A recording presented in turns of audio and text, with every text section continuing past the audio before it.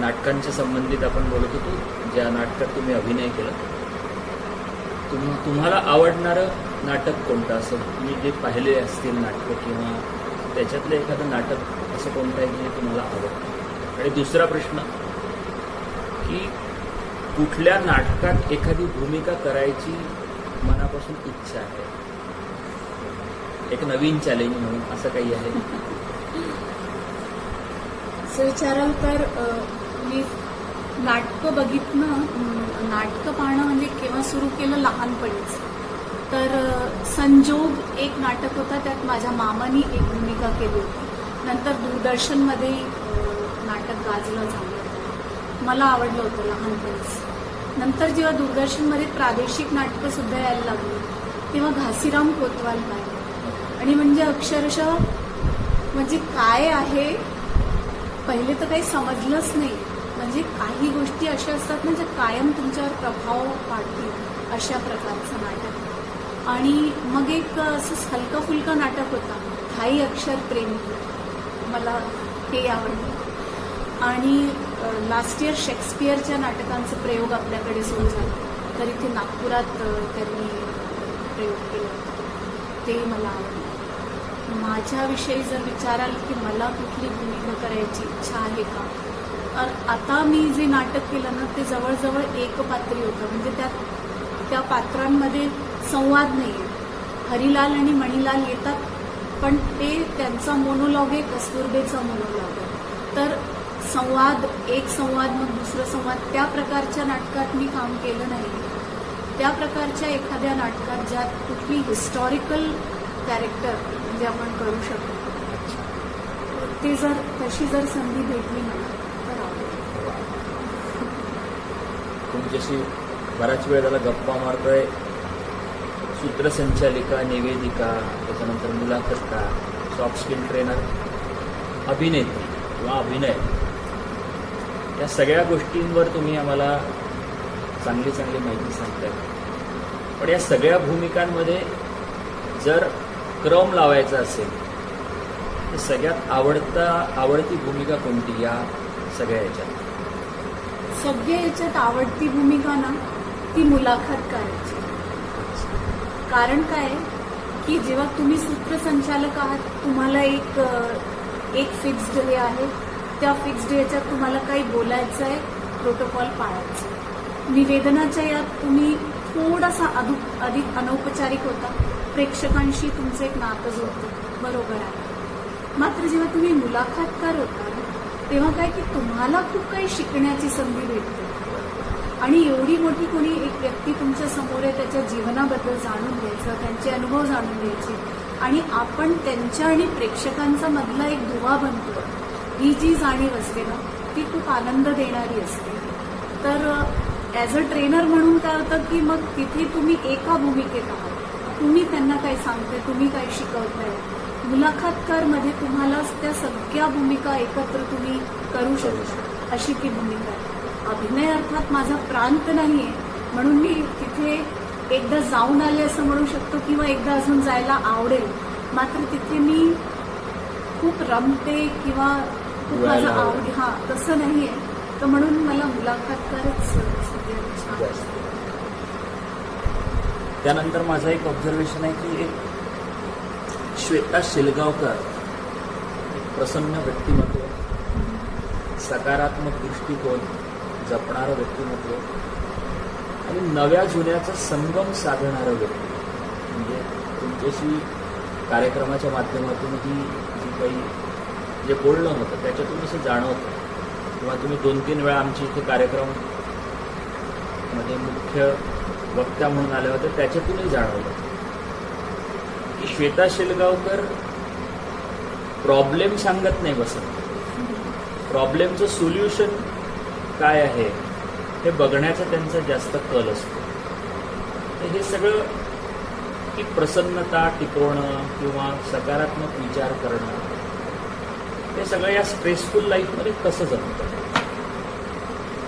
एक तर तुम्ही असं म्हणू शकतात की लहानपणीपासून शिकले, म्हणजे माझ्या आजीकडून शिकले, ती अजूनही आहे, सकारात्मक आहे ती. माझे बाबा तेही खूप सकारात्मक होते. आता नाही, पण त्यांच्या काही गोष्टी अजूनही, म्हणजे मी सांगते, जेव्हा सगळे मला कॉम्प्लिमेंट्स देतात ना की भाषांवर तुझं प्रभुत्व आहे, तर कुठून शिकली, तर माझ्या बाबांनी काही मंत्र दिले त्याबद्दल मला. एक तर ते नेहमी म्हणायचे की आपल्या मनातनं असं एक ऑब्स्टॅकल ठेवू नका की माझी मातृभाषा ही आहे तर मी दुसरी बोलू शकत नाही, किंवा मी या माध्यमातून शिकले तर मी दुसऱ्या माध्यमात बोलू शकत नाही. हे सगळे ऑब्स्टेकल्स मनातून बाजूला करा. दुसरं ते म्हणायचे की तुम्ही जर इंग्रजी बोलताय तर मग इंग्लिशमध्ये ॲक्सेंट कशी आहे तो लहजा पकडण्याचा प्रयत्न करा. तर तुम्ही जेव्हा हिंदी बोलताय तर हिंदी कशी पाहिजे, मग तिथे उर्दूत काय खास आहे, तर त्या भाषेतलं वैशिष्ट्य पकडून मग ते बोलण्याचा प्रयत्न करा. आणि वाचा, मग त्या आपल्या शब्दात त्याची काही समरी लिहून काढा, असे काही सूत्र त्यांनी दिले. कारण मी हिंदी माध्यमातली होती, मग इंग्लिश बोलायचं, इंग्लिशमध्ये शिकायचं, नंतर इकडे आल्यावर मराठी. तर बाबाची ती शिकवण जी आहे किंवा त्यांचे जे मंत्र ते अजूनही कामी येतात, त्यांच्याकडून शिकले. आणि पु ल देशपांडेंचं मी वाचलं होतं कुठे की नियतीने आपली चालवलेली फसवणूक बघता आपल्या अवतीभोवती जमलेल्यांची 2-4 घटकं करमणूक करण्यापलीकडे आपल्या हाती आहेच काय, तर तेच करायचं. आणि मी सॉफ्ट स्किल ट्रेनिंगमध्ये लोकांना सांगते की चिंता मत करू, चिंतन करू. काय उगाच तुम्ही काळजी करत बसणार, काय फायदा आहे? त्याच्यापेक्षा या प्रॉब्लेमवर काही आपण तोडगा काढू शकतो का आपण याच्यावर मात करू शकतो, याचा विचार करा. उगाच तक्रार करत बसणं काही अर्थ नाही. सगळे दुःखी आहे, तुम्ही आपलंही सांगत बसले ते अजून दुःखी होतील. आणि तुमचं एक गोष्ट मला अजून आवडते की ती जुनंच चांगलं, जुनं तेच सोनं, नवीनला सतत काहीतरी वाईट आहे हे तुम्ही म्हणत नाही. तर जुनं आणि नवीन याच्यातला एक संगम तुम्ही नेहमी साधत असता. तर नव्या लोकांकडून, जसे तुमच्या घरी तुमची मुलं आहेत किंवा आजूबाजूला तुम्ही जेव्हा ट्रेनिंगला जाता कॉलेजेसमध्ये वगैरे, तर तरुणांना तुम्ही भेटता, तरुण वर्गाला तुम्ही भेटता, तर त्यांच्याकडून काय गोष्टी तुम्ही आजच्या काळात शिकता? आजच्या काळातली ही पिढी आहे ना, तर यांच्याकडे इन्फॉर्मेशन भरपूर आहे. त्यामुळे काय मी एक फरक पाहिला आहे त्यांच्यामध्ये आणि आपल्या जनरेशनमध्ये, की आपल्याला शिकवलं की मोठ्यांना मान द्यायला पाहिजे, आपण देणार. आजची ही पिढी आहे ना, they don't give you respect just because you are elder to them. You will have to earn their respect. आणि त्याचप्रमाणे आपण त्यांना ज्ञान पाजायला गेलो ना, तर ते इंटरनेटमधून 10 गोष्टी शोधून तुम्हाला सांगू शकतात. म्हणून त्यांच्यासमोर जे काही बोलायचं तर अनुभवजन्य असेल तेच बोलायचं. माझ्या वडिलांनी म्हटलं किंवा मी इथे वाचलं ते त्यांना पटत नाही, ते कबूल करण्याची त्यांची तयारी दिसते. आणि त्यांच्याकडे बघून जेव्हा आपण त्यांची एक विचारदृष्टी ती आपल्याला जेव्हा मिळते ना, तेव्हा आपणही समजतो, आपण मग त्यांचं मन समजतो, त्यांचे प्रश्न समजतो. कारण आपल्या समोर एवढं इन्फॉर्मेशन नव्हतं, तर आपण सेफ होतो. खरं आपल्या समोर आदर्श प्रतिमा आपल्या आईवडिलांची होती, पण आज आपण त्यांच्या समोर एक्सपोज्ड आहोत. कारण दे कॅन अनालाइज यू की तुमच्यामध्ये हे नाहीये, तुमच्यामध्ये ते नाहीये. आणि त्यांना सांगणारे इंटरनेटवर भरपूर आहे की तू हे करू नये, तू ते करू नये. तर त्यामुळे त्यांच्यासमोर आदर्श निर्माण करायला उगीच जाऊ नका. उलट मैत्रीच्या नात्याने जर तुम्ही त्यांच्यासमोर गेला तर एकदा ते तुम्हाला माफ करतील, तुमच्या चुकाही ते आपल्या पदरी पाडतील, समजून घेतील. त्या ओपन माइंडनीच त्यांच्याशी आपण डील करायला पाहिजे, प्रिज्युडिस माइंड. आणि त्यांच्याबरोबर वावरताना ऊर्जा आपल्याला मिळत असते, छान वाटतं. हे सगळ्यात एक मोठी उपलब्धी असते. खरंय. यानंतर त्या काळाबद्दल बोलतो की जो आपण गेल्या 2 वर्षापासून अनुभवतो, कोरोना. या कोरोनाच्या काळामध्ये कार्यक्रम बंद पडले, बऱ्याच कलाकारांचं पोट ज्याच्यावर आहे त्यांचे हाल झाले. पण श्वेता शेलगावकरांचे ऑनलाईन कार्यक्रम आम्हाला त्याही काळामध्ये बघायला मिळाले. आणि या काळामध्ये अनेक असे जे हौशी कलावंत होते, त्या हौशी कलावंतांच्या कार्यक्रमाचं अँकरिंग तुम्ही करत होता. आणि मी मगाशी म्हटलं की तुमच्या विचारांमध्ये जी काही पॉझिटिव्हिटी जाणवते, या पॉझिटिव्हिटीचा या काळामध्ये तुम्हाला किती फायदा झाला? खरं तर या काळामध्ये पॉझिटिव्ह हा शब्द फार खतरनाक मानला जायचा. बरोबर. पॉझिटिव्हिटीचा मला खूप फायदा झाला. कारण जेव्हा म्हणजे 1-2 महिने तर काहीही कार्यक्रम नाही आणि परिस्थिती खूप वाईट आहे, तेव्हाही मी म्हणजे दुःखी नव्हते किंवा मला काळजी नव्हती वाटत की आता काय होणार, कसं होईल. मी take that day as it is, म्हणजे लिव्ह इन प्रेझेंट मानते.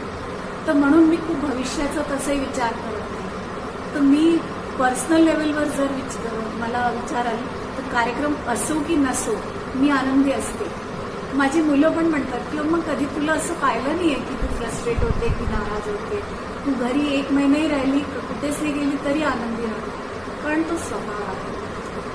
मात्र दुसरा जसं आता हौशी कलावंतांचा तुम्ही विषय काढला तर 1-2 गोष्टी मला सांगायला आवडतील. हौशी कलावंतांमध्ये 2 प्रकारचे हौशी कलावंत. एक तर ते ज्यांना त्यांच्या लिमिटेशन्सची जाणीव आहे की आम्ही हौशी कलावंत आहोत, प्रोफेशनल लेवलला टच करण्याचा प्रयत्न करतोय, तर ते प्रत्येक कार्यक्रमामध्ये त्यांची ग्रोथ तुम्हाला दिसते आणि ते जवळजवळ त्या लेवलपर्यंत पोहोचतात. मात्र दुसरे काही असे आहे ज्यांना वाटतं की आम्ही या कार्यक्रमाच्या ऑर्गनायझरपैकी एक आहोत, जे आम्ही म्हणू ते तुम्हाला करावं लागेल. मग ते त्या आविर्भावाने तुमच्याशी बोलतात, तुम्हाला तुमचं काही शिकवण्याचा प्रयत्न करतात की हे असं बोला. म्हणजे आता एक गंमतच सांगते तुम्हाला कि म्हणे दीदी वो आपने जो अभी उस कार्यक्रम में बोला ना, ये गाना महेंद्र कपूर ने नहीं रफी साहब ने गाया. म्हटलं हो का? मला वाटलं होऊ शकते, बट आपण कधी चुकू शकतो, काय चुकलं असेल माझं. म्हटलं कुठलं गाणं? म्हटलं वो तुम अगर साथ देने का वादा करो. मग मात्र मला राग आला. म्हटलं एवढा कॉन्फिडेंटली हा स्वतः चूक सांगतोय. म्हटलं भाई आपको कैसे पता? नहीं मैंने उसके ट्रैक पे रफी साहब की फोटो थी ना. मतलब आपने ओरिजिनल गाना सुना है? सुनिए, मैंने सुना है, कई बार सुना है, फिल्म भी देखी है और प्रोग्राम की लिस्ट मिलने के बाद होमवर्क करके लिखा भी है. तो आप मुझे गलत चीज आप मत बताइए.